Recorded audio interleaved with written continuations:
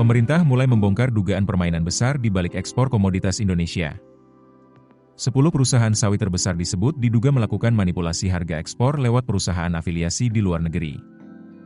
Selisih harganya bahkan disebut mencapai 200%. Kini pemerintah menyiapkan BUMN baru bernama Danantara Sumber Daya Indonesia atau DSI untuk mengambil alih pengawasan ekspor komoditas strategis. Apa sebenarnya yang terjadi? Pemerintah mulai mengungkap dugaan praktik manipulasi harga atau under-invoicing dalam ekspor komoditas sumber daya alam Indonesia. Temuan ini menjadi salah satu alasan utama dibentuknya PT Danantara Sumber Daya Indonesia atau DSI, BUMN baru yang nantinya akan berperan dalam pengelolaan ekspor komoditas strategis nasional. Menteri Keuangan Purbaya Yudi Sadewa mengatakan, pemerintah menemukan indikasi praktik manipulasi harga ekspor yang dilakukan melalui perusahaan afiliasi di luar negeri. Kasus ini bermula setelah Presiden Prabowo Subianto menyoroti dugaan praktik under-invoicing dalam rapat kabinet. Menindaklanjuti arahan tersebut, Kementerian Keuangan membentuk tim investigasi khusus yang memanfaatkan teknologi kecerdasan buatan atau artificial intelligence untuk menelusuri data ekspor. Pemerintah kemudian mengambil sampel dari 10 perusahaan eksportir crude palm oil atau CPO terbesar di Indonesia. Dari 3 pengapalan acak tiap perusahaan, hasil investigasi disebut menunjukkan pola yang serupa. Barang diekspor dari Indonesia ke perusahaan afiliasi di Singapura dengan harga lebih rendah, lalu dijual kembali ke Amerika Serikat dengan harga jauh lebih tinggi. Menurut Purbaya, terdapat selisih harga yang sangat besar. Bahkan dalam beberapa kasus, perbedaan harga mencapai 57% hingga 200%.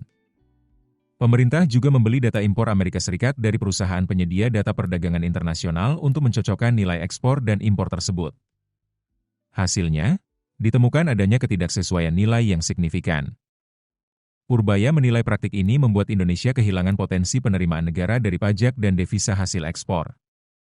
Tak hanya di sektor sawit, pola serupa juga disebut ditemukan dalam ekspor batu bara ke India. Karena itu, pemerintah kini menyiapkan sistem baru melalui PT Danantara Sumber Daya Indonesia atau DSI.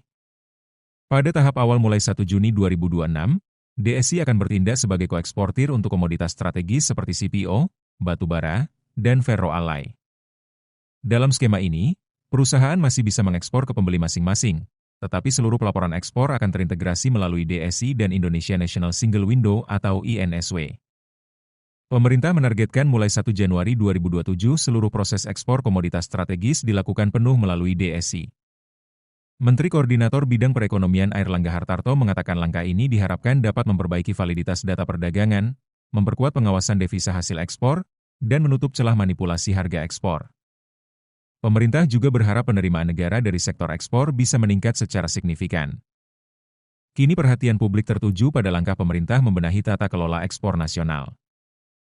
Akankah sistem baru ini benar-benar mampu menghentikan praktik manipulasi harga yang selama ini disebut merugikan negara? Keputusan bisnis terbaik datang dari data, bukan tebakan. Mudah berlangganan Business Insight dengan subscribe with Google.